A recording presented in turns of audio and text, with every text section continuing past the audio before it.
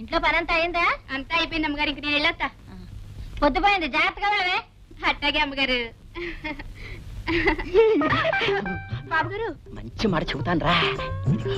బాగా పొద్దుపోయింది, ఇంటికి వెళ్ళాలంటే భయంగా ఉంది అని చేత మేడ మీద ఈ రోజు ఇక్కడే పడుకుంటానని అమ్మగారితో చెప్పి నువ్వు మేడ మీదకి వెళ్ళి పడుకో, నేను నెమ్మదిగా పాక్కుంటా వస్తాను, సరేనా? అమ్మగారికి అనుమానం రాకుండా నేను బయటికి వెళ్ళి అడుగు మీద కూర్చుంటాను. నువ్వు నా కోసం ఎదురు చూస్తూ ఉంటావుగా నా చిలక్క.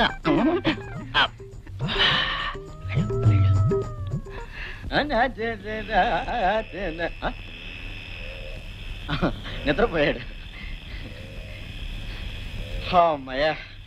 సరేలేవే, నీకంత భయం అయితే ఇక్కడే పడుకో.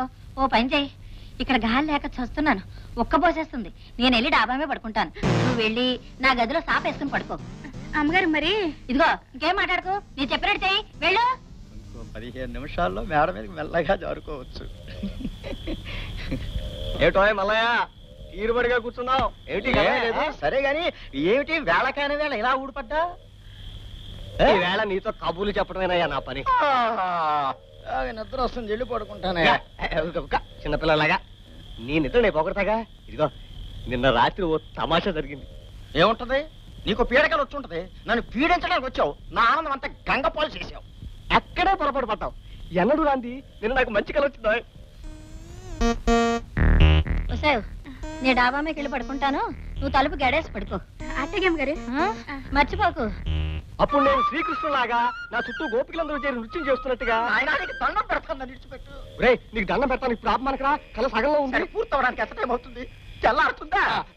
అయితే ఒక్క నిమిషం టైం నాయన. ఇదిగో తొందరగా రా, లేకపోతే నాకు నిద్ర రా. నీతో కొంత పని ఉంది. మెలికొచ్చిందా? మేడ మీద పని పిల్ల నా కోసం ఎదురు చూస్తూ ఉంది. ఎందుకంటే నీకెందుకు నాకు ఇప్పుడు రావడానికి వీల్లేదని చెప్పేసి కొంప తీసి నన్ను పట్టుకుంటే అండి మొఖానికి అది కూడా ఎలా నేను చెప్పినట్టు వెళ్ళు వెళ్ళు. కానీ తెల్లవారులు కానీ నీ ఇష్టం కాదు కానీ. లక్ష్మి లక్ష్మి లక్ష్మి తీయన్ని ఊహలు హాయిని గొలిపే వసంతగానమే హాయి, వసంతగానమే హాయ్ హాయ్ హాయ్, వసంతగానమే హాయ్ హాయ్ హాయ్ హాయ్. సరే గాని ఏమిటో పొద్దుటే మా ఆయన హుషారుగా ఉన్నావు, ఏమిటి విశేషం? ఏమి తెలియనట్టు అడుగుతారే, రాత్రి అంతా అల్లరి చేసి. అల్లరా? ఏమిటి నువ్వు అనేది? అర్ధరాత్రి డాబా మీదకి వచ్చి మీరు నన్ను నిద్ర లేపి చేశారుగా చిలి పనులు. రాత్రి డాబా మీద నిన్నెవరు పడుకోమన్నారే? రాత్రి ఒక్కబోసినట్లుంటే పని పిల్లని నా గదిలో పడుకోమని నేను వెళ్ళి డాబామే పడుకున్నా. రాత్రి మీరు వచ్చి జాతరకి ఊరుకో. నేను రావడం ఏమిటి, జాతర చేయడం ఏమిటి? రాత్రి తెలవాలి నా కారణంతో కాపురం చేస్తాను, నా కొంప మురిగిపోయింది. దేవుడా దేవుడా. ఏమైందండి, ఎందుకు ఎడుతున్నారు? ఏమీ తెలియనట్టు అడుగుతున్నాను.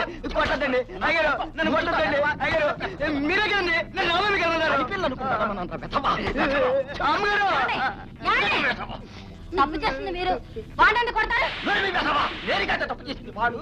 రాత్రి డాబా మీదకి వచ్చి నిన్ను వాడు నిన్ను అయ్యబాబా నోడుతాడు చెప్పలేదు. ఈ విషయం మీకు తెలియపరచడానికి ఇలా అబద్ధం చెప్పాను. పెళ్ళాం కళ్ళు గప్పి తప్పుడు పనులు చేసే మీలాంటి మగాళ్ళకి పెళ్ళామే తప్పుడు పనులు చేసిందంటే ఎంత బాధపడతారో తెలియచేయడానికి ఇలా చెప్పాను. నిజానికి వీడు పనిపిల్ల నేను కలిసాడి నాటకమే ఇది. ఇప్పటికైనా మీకు బుద్ధి వచ్చిందా? అవునా? నాటకమా? ఇదంతా నాటకమా? నిజమా? నిజమేనండి. ఎప్పుడు చేయలే.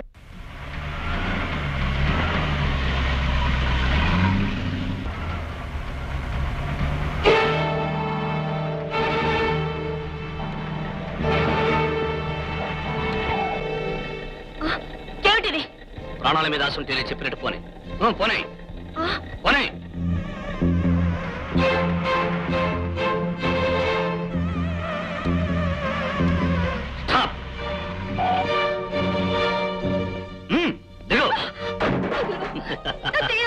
ప్రాణానికి ప్రాణం తీయడం, దెబ్బకు దెబ్బ తీయడం నా లక్ష్యం.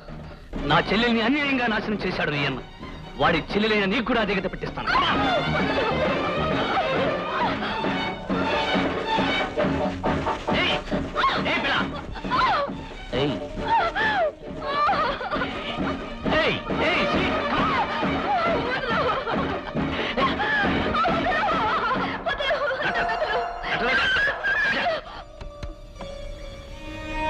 లాంటి పశువులు మాత్రం కాదు.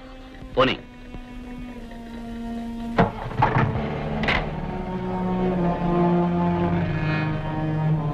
అప్ చేయి. దిగు. దిగమంటుంటే ఊరుకో బాబు, ఊరుకో బావా, బాబు. నా మనవడికి జ్వరం తగ్గలేదు బాబు, పొద్దున్న నుంచి ఒకటే ఏడుపు. కంగారు పడుకోవా, డాక్టర్ గారిని తీసుకొచ్చాను.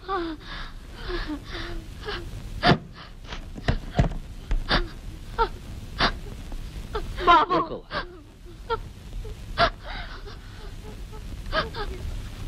మరేం పర్వాలేదు, ఇదేం ప్రమాదకరమైన జ్వరం కాదు, సంధి జ్వరం. ఒక ఇంజెక్షన్ ఇస్తానో తగ్గిపోతుంది.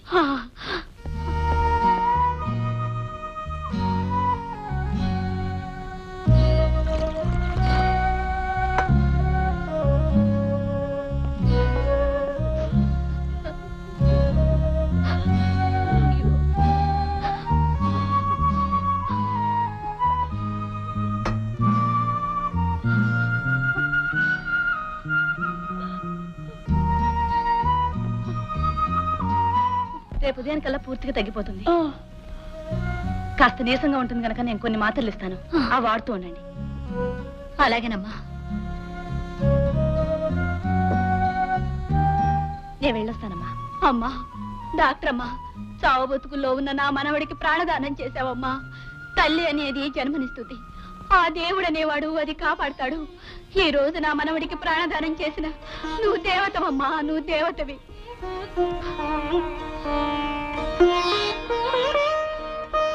డాక్టర్ రోజా, విన్నారుగా ఎంతమంది మనసారా నిన్ను దేవతని పొగుడుతున్నారు. నీ తండ్రిని దుర్మార్గుడు అని నిందించే మనుషులే నిన్ను దైవం అని అభినందిస్తున్నారు. అందుకే ఆ తండ్రి కూతురుగా కాక, డబ్బుకి వైద్యాన్ని నమ్ముకుని డాక్టరుగా కాక, పేదలకి పాటుపడే ఒక మనసున్న డాక్టర్గా బ్రతకడం నేర్చుకోండి.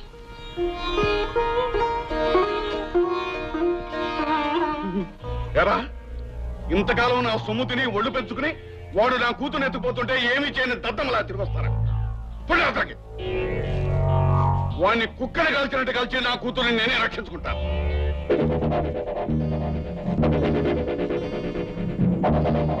వచ్చేసావమ్మా? వాడిని నటకాయించి నీ జీపెక్కి నిన్ను తీసుకువెళ్ళాడని కానీ ఏం చేస్తాడోనని కంగారు పడిపోతున్నానమ్మా. కంగారు పడవలసినంత ప్రమాదకరమైన మనిషి కాదు నాన్న అతను. రోజా, అవును నాన్న, అతను అలాంటి వాడైతే నేను ఇంటికి తిరిగి వచ్చేదాన్నే కాను.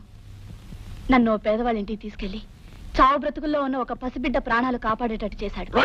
పైగా అతను ఏమన్నాడో తెలుసా నాన్న? తను శేషగిరి అన్నయ్య లాంటి దుర్మార్గుణ్ణి మాత్రం కాదన్నాడు. నాకది నిజమని కూడా అర్థమైంది.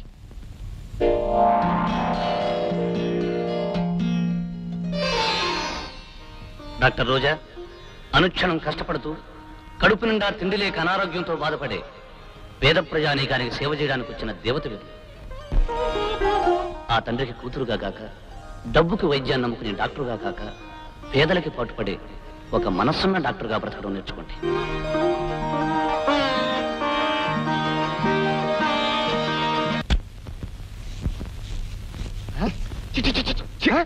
ఏమిటండి ఇది? ఏదో ముష్టివాళ్ళ మహాసభ జరుగుతున్నట్టు పైసాధికారులు వెళ్ళి వాళ్ళందరూ ఇక్కడ చేరారు. కొంపదీసి అమ్మాయి గారు డబ్బు తీసుకోకుండా వైద్యం చేస్తున్నారా ఏమిటి? పసిపిల్లదనే తెలియజేస్తుందేమో కానీ నేను వెళ్ళి మందలిస్తాను. ముందు వీళ్ళందరినీ బయట తరివి. మీకేమీ ఇచ్చుకోలేని పెద్దన్నమ్మా. నేను వైద్యం చేసేది మీ ఆరోగ్యం కోసం, కానీ మీరు నాకేదో ఇచ్చుకోవాలని కాదు. వెళ్ళొస్తానమ్మా. మంచిది. నోరు మూయవే ముసల్దా. ఉచితంగా వైద్యం చేసుకుని నోటితో 2 ముక్కలు చెప్పి వెళ్ళిపోదాం అనుకున్నావా? ఓతలకి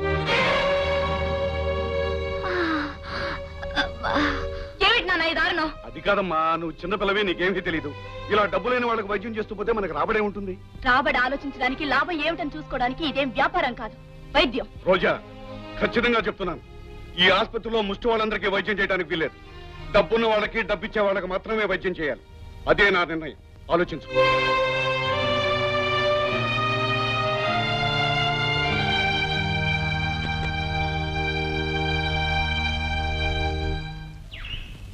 అయ్యారు అమ్మాయి గారు పెట్టే బాగా తీసుకుని వెళ్ళిపోతాడు. చూడండి. రోజా, ఎక్కడికి వెళ్తున్నా? పట్టణానికి. ఎందుకు?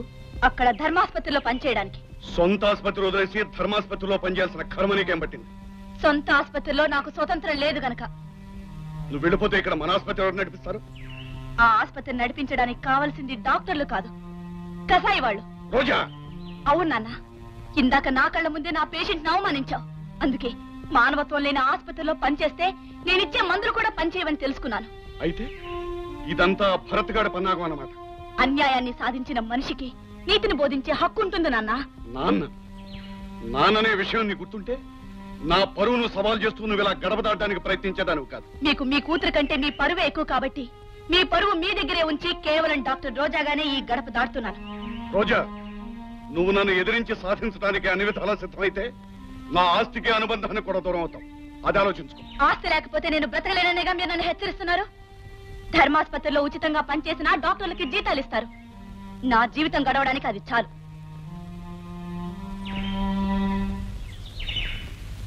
అయ్యగారు, అమ్మాయి గారు కొంతకాలం పాటు మన నుంచి దూరంగా ఉండడమే మంచిది. ఎందుకంటే తమరిని మాత్రం ఎదిరించే శక్తి ఆ భరత్ గాడి వల్లే వచ్చింది. ఆమె ఇక్కడే ఉంటే ఖచ్చితంగా వాడి మాటలు విని మరింత మారిపోతుంది. అందుకని ప్రస్తుతానికి వెళ్ళటమే మంచిది. భరత్ భరత్ ఏమిట్రా త్యాగు, ఏమైంది? డాక్టర్ అమ్మ వాళ్ళ నాన్నతో గొడవపడి పట్టణం వెళ్ళిపోతుందంట. అలాగా? హే రాముడు భీముడు, పద. హే! హే! హే! రాముడు భీముడు త్వరగా. డాక్టర్ రోజా, వెళ్ళిపోతున్నారా? అవును, నేను ఈ ఊళ్ళో ఎందుకు ఉండాలి, ఎవరి కోసం ఉండాలి? మీరిచ్చే మందు కోసం, మీరు చేసే వైద్యం కోసం, గుండెల్లో ఆశల్ని, కళ్ళల్లో ప్రాణాల్ని నిలుపుకుని మీ దగ్గరకు వచ్చే పేదవాళ్ళ కోసం ఉండాలి. అవును రోజా, మీ చదువు, మీ శక్తి ఈ ఊరి పేద ప్రజలకు ఉపయోగపడాలి. మీకు ఇక్కడ ఏ లోటు రాకుండా చూసుకునే బాధ్యత నాది. నాతో రండి ప్లీజ్.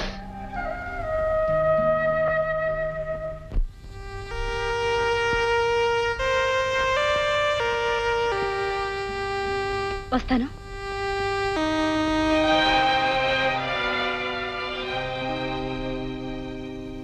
రోజా, ఏమిటి నువ్వు చేస్తున్న పని?